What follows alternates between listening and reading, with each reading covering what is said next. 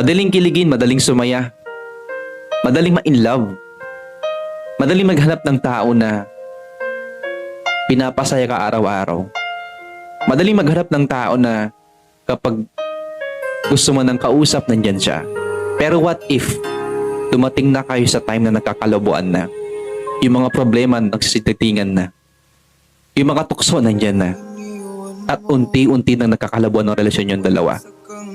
Mag-i-stay ka pa rin ba? Kapag ba dumating sa point na sobrang dami nyo nang hinaharap na problema, andyan ka pa rin ba sa kanya? Ilalaban mo ba siya hanggang patayan? Mag-i-stick ba kayo sa relationship nyo? Tuto pa rin nyo ba lahat ng mga pangako nyo? Bihira lang talaga makahanap ng taong seryoso.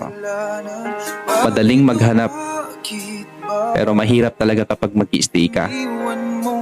Pero kapag yung tao nag-stay sa'yo, sa kabila ng lahat ng pinagdadaanan nyo, ilaban mo siya. Dahil handa siyang mag-stay sa huli para makasama ka.